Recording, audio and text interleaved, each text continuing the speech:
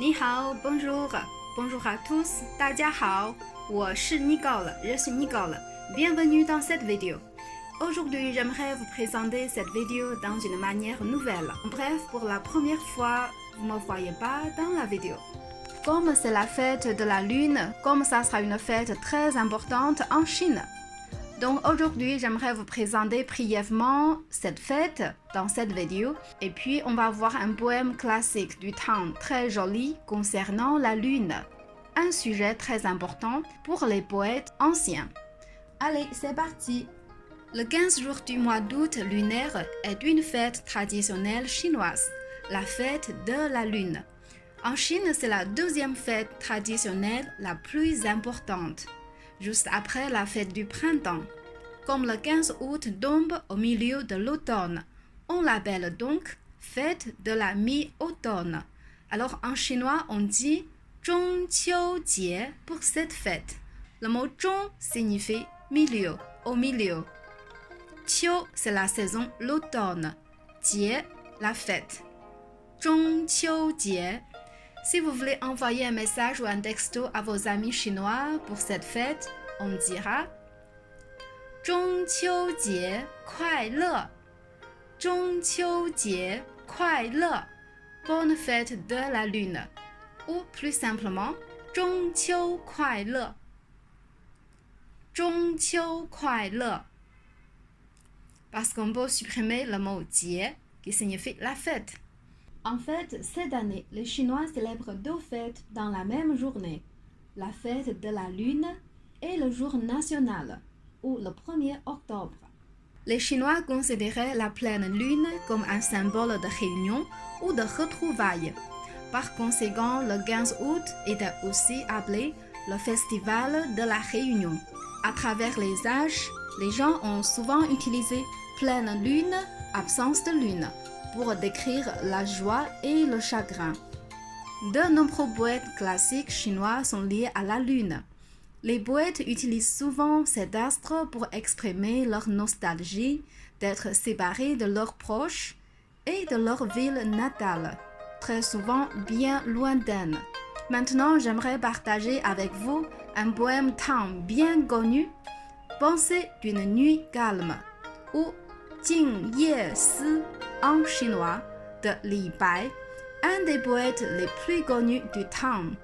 Jing Ye Si李白床前明月光疑是地上霜举头望明月低头思故乡 Pour la traduction en français, je trouve que c'est très joli aussi. Il y a deux traductions différentes pour le titre, soit Pensée d'une nuit calme, soit Nostalgie. Devant mon lit, j'aperçois une clarté et crois voir la gelée blanche sur le sol. Je lève la tête et découvre sur les monts la lune. Je baisse la tête et songe au village natal. Voilà. Quand on lit un poème chinois, c'est la même chose que ce qu'on fait pour lire un poème français. On fait attention au rythme.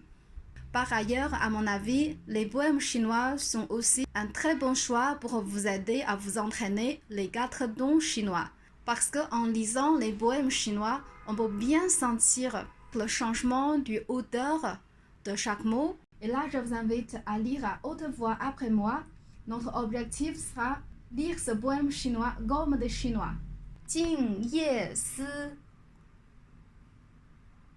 Li Bai床前明月光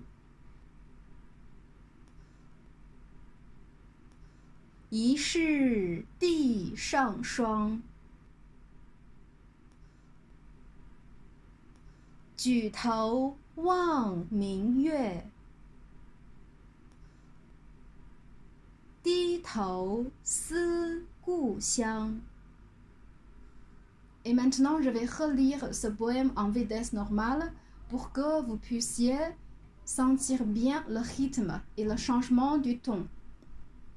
Jing Ye Si, Li Bai, 床前明月光，疑是地上霜，举头望明月，低头思故乡。Ok, voilà, c'est tout pour cette vidéo aujourd'hui. Merci beaucoup d'avoir regardé.